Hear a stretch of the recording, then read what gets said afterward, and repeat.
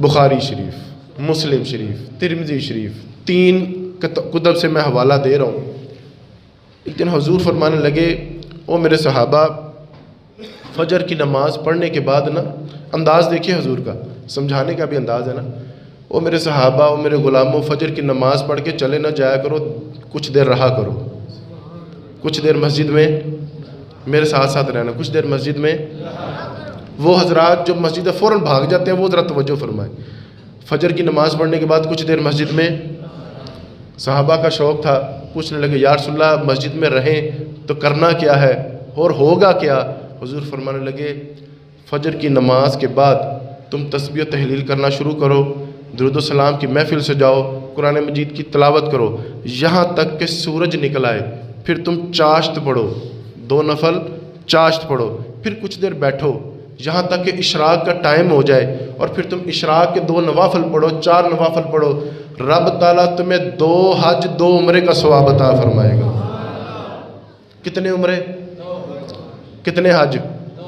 پیسہ کون نہیں لگنا، یا بس آپ نے محلے سے اٹھنا ہے، گھر سے اٹھنا ہے، 4 روپے سے۔ یہ جناب رحمان پورہ کی جامعہ مسجد میں آ کے آپ نے فجر کی نماز پڑھنی ہے، تلاوت کرنی ہے، چاشت کے 2 نفل، اشراق کے 2 نفل، کتنے حج؟ نہیں بول کے بتائیے۔ اور کتنے عمرے؟ کوئی بورڈنگ پاس نہیں، کوئی پاسپورٹ نہیں، کوئی ایجنٹ نہیں، کوئی فیس نہیں، بیٹھے بیٹھے تانوں 2 عمرے تے 2 حج دا ثواب اللہ تعالیٰ آپ کے نامہ اعمال میں لکھ دے گا۔ تو کتنی پیاری چیز ہے یہ نوافل، ہم نے اس کو معمولی سمجھ لیا، ہمارا یہ رویہ ہو گیا کہ نفل نہ بھی پڑھو تو کوئی ایسا مسئلہ ہی نہیں گا، یہ ایسا مسئلہ ہی نہیں گا، نیکی کریں تو ذرا شوق سے۔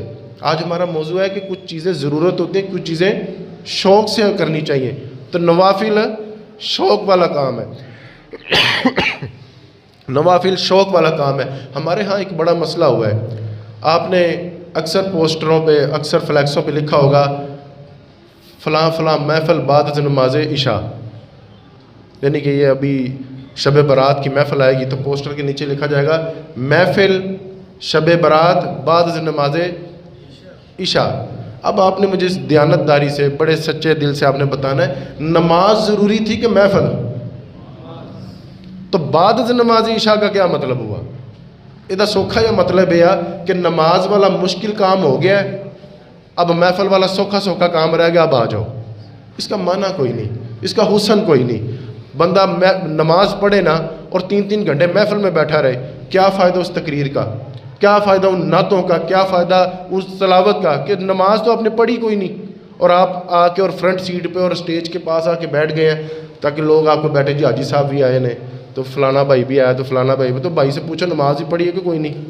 یہ بڑا ہی کلمی ہے، اور اس کو باقاعدہ رائج کیا گیا کہ بعد از نماز عشاء، بھئی نماز ہو گئی ہے، نماز کی ٹینشن نہ لینا، پڑھو پاویں نہ پڑھو، اب محفل میں آپ نے آنا ہی آنا ہے۔ اور کوئی بندہ اب یقین کرے محفل پہ نہ آئے تو باقاعدہ گلہ ہوتا ہے تسی آئے نہیں، ہم نے آپ کو باقاعدہ کہا تھا، فلیکس دی تھی، دعوت دی تھی، آپ آئے نہیں، باقاعدہ ناراض ہوتے ہیں لوگ۔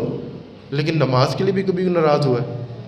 کبھی کسی نے ہم نے پوچھا کہ بھائی تم نے نماز نہیں پڑھی تو آیا نہیں، کبھی آپ ناراض ہوئے ہیں؟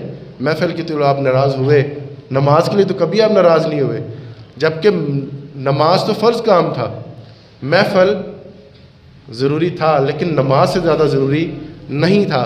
تو اس مزاج کو بدلیں، تھوڑا سا شوق پیدا کریں کہ ہم نے نیکی کرنی ہے تو شوق کے ساتھ کرنی ہے، بوجھ نہیں۔ اب یقین کریں میں کچھ لوگوں کو وضو کرتے دیکھتا ہوں تو میں سوچتا ہوں یار کتنی تکلیف میں ہے بیچارہ، یہاں سے کونیاں بھی خشک ہیں، اور ایک ہوتا ہے منہ دھونا، ایک ہوتا ہے منہ پر پانی مارنا، وہ فٹافٹ پانی مارتے ہیں، داڑھی بھی خشک، نیچے سے بھی خشک، اور آ کر کے جناب فٹافٹ۔ میں کہتا ہوں یار کوئی ذرا شوق ہونا چاہیے، کوئی ذرا ذوق ہونا چاہیے کہ ہم کھڑے کس کی بارگاہ میں ہونے لگے ہیں، ذرا سوچ کے دعائیں۔ آپ فٹافٹ کرتے ہیں اور فٹافٹ آ جاتے ہیں۔ آپ یقین کریں بچے صحیح طرح کھڑے نہ ہو تو تصویر نہیں اترواتے،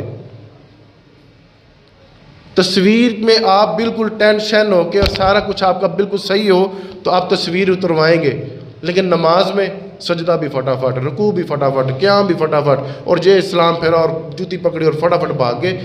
تو اپنی صحیح طرح اتری ہوئی تصویر قبول نہ کرے تو وہ رب بڑا کریم ہے نا، تو تیری ٹوٹی پھوٹی نمازیں بھی وہ قبول کر رہا ہے۔ توجہ نہیں فرمائی آپ نے میری بات پہ۔